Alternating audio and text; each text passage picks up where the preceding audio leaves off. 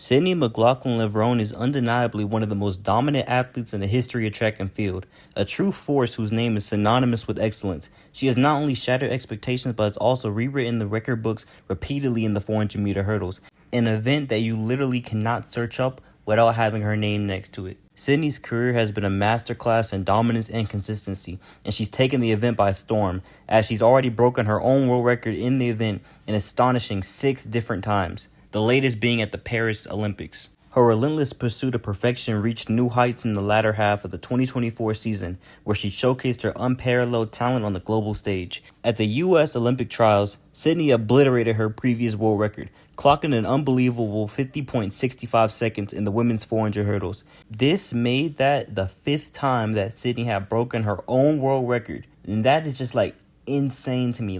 For you to be able to break your own record, it's one thing to break a world record in general, but then for you to break it 5 times, that is just insane to me.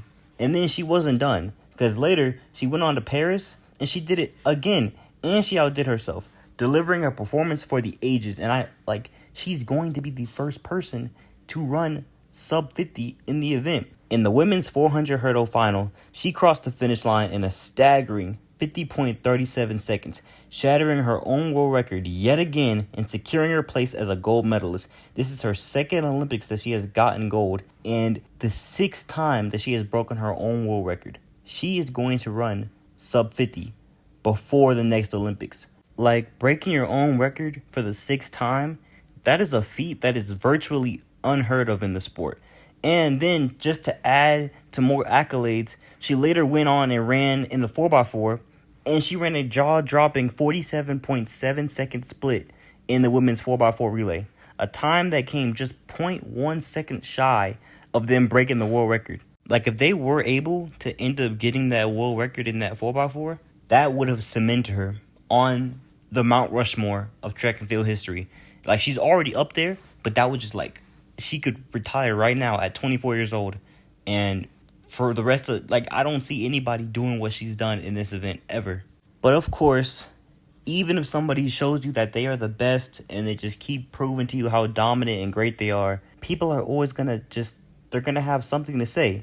Because even after demonstrating her dominance on the biggest stage in track, and really in all the sports, adding more medals and titles to her already overflowing freaking accolades list, when you exceed expectations, all you're going to do is have people create new ones to take the place of the old ones. And that is a situation that Sydney has to deal with basically throughout her entire career. But the weird thing is the thing that fans nitpick about her, it's not even what she does when she does get on the track.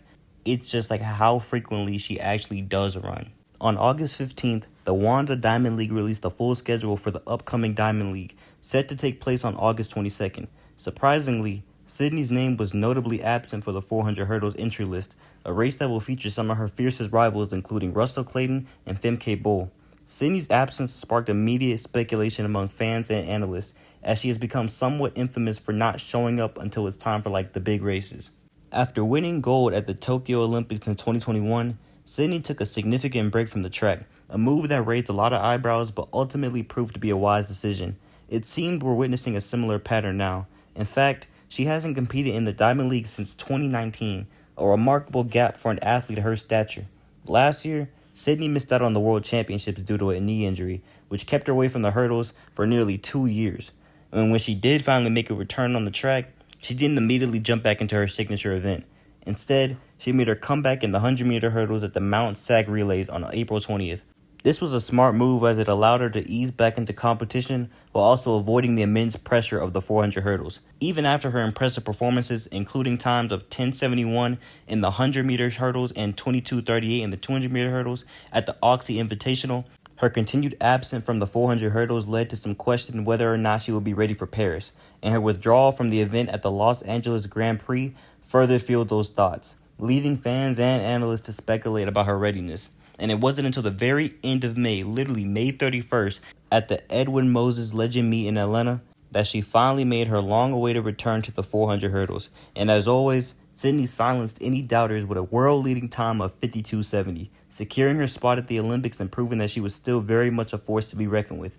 Like, that is so crazy. Can you imagine not having to race somebody for months because of a knee injury and you think they're done? And they come back and drop a world lead on y'all heads. So that brings us back to now. With her absence from the new Diamond League now confirmed, many fans have begun to speculate about why she isn't participating. And the reason, however, is really simple to me. I don't understand why people just don't get it. Sydney literally just competed at the Olympics, delivering performances that have pushed her to her absolute limit. And it's like, it's not a surprise that she don't want to go back and strain her legs just a few weeks later. Like, she just killed herself. Why would she want to go kill her legs even more? Recovery is a crucial part in a sport as demanding as track and field. And for someone as dominant as Sydney, maintaining peak physical condition is the utmost important thing out of everything, over training and everything. And unlike a lot of athletes in track and field who may not have the luxury of taking long breaks due to financial constraints, Sydney can afford to be selective with her races. As a world record holder and two-time Olympic gold medalist, she has earned the right to choose when and where to compete, and her livelihood doesn't depend on racing every week. And this just gives her more time to recover and for her and her coach to really thoroughly plan out exactly what she needs to work on just for her to be in the right condition at the right exact moment. Her coach, Bobby Kersey, has even opened up about their strategy. He explained, "I get criticized for not going to Europe, but I coach United States athletes to put them on teams. You can go to Italy, France, Germany, or whatever. Same thing, we can go to Atlanta, New York, or wherever. For us, it's a 14-hour or 7-hour time difference, language change, and food change. It's kind of difficult for us to go to Europe and base camp over there, and then come back home and then make our American teams and stay healthy.